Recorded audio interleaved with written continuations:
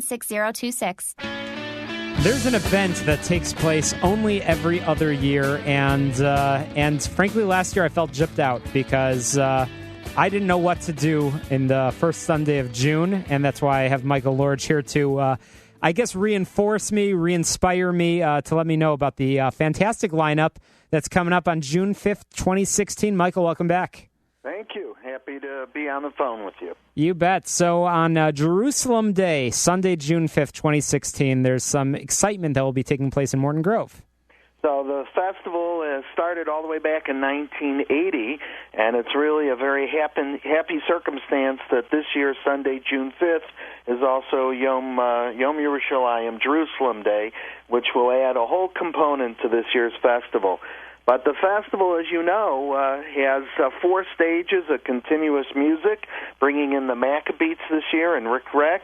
We have over 100 artists in a juried art fair, a great kosher food fair. It really is something for everybody, and over 120 Jewish organizations are part of it. That's amazing. And do you have any estimate of how many people have come out to the festival in past years? Well, from the police discussions and looking at the parking lots, we know it's thousands, sometimes really close to 20,000 over the course of the day. That's incredible. It's likely the largest Jewish event, but frankly, it's an event of culture and art and music, and our listeners certainly don't want to miss out on that.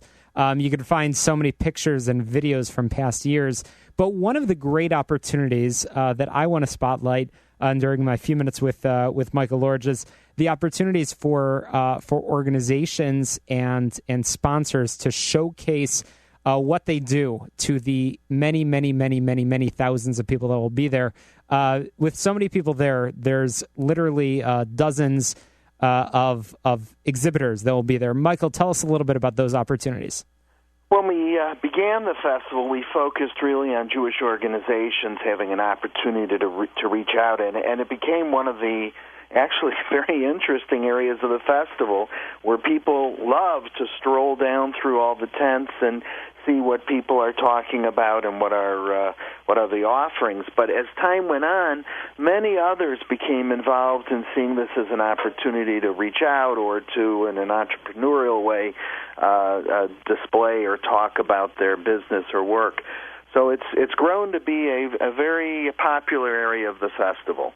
Well, tons of food, that's for sure, but there's a lot of exhibitors that will be there, one of which I believe coming back will be this very radio station, AM 560, The Answer. And tell us a little bit about the lineup again. So you mentioned the Maccabees coming out of New York. That's an exciting visit. Is that the first time they'll be at the festival? It'll be the first time for the Maccabees. Also, we have Shuli Natan, who is the Israeli performer who made Jerusalem of Gold, the song, popular at the time of the Six-Day War and after, and she is a wonderful songstress of Israel. And in addition, Rick Reck, who comes out of St. Louis and does some great kids' music and adult music of current setting. The other thing that's very new this year and ties right back to Israel and all of the ideas of Jewish culture is a sculptor by the name of Amri Amrani, and that name may not mean something to everyone, but I'm sure listeners of The Answer know the wonderful statue of Michael Jordan outside of the United Center.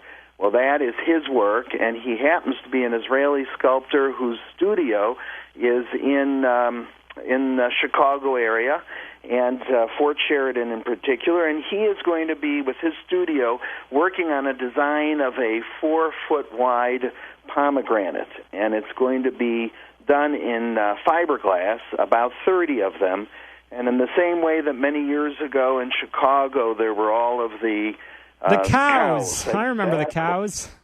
Well, we're doing pomegranates, a great symbol of Jewish culture and life, and wonderful artists as well as organizations and synagogues will have an opportunity to get one and decorate it.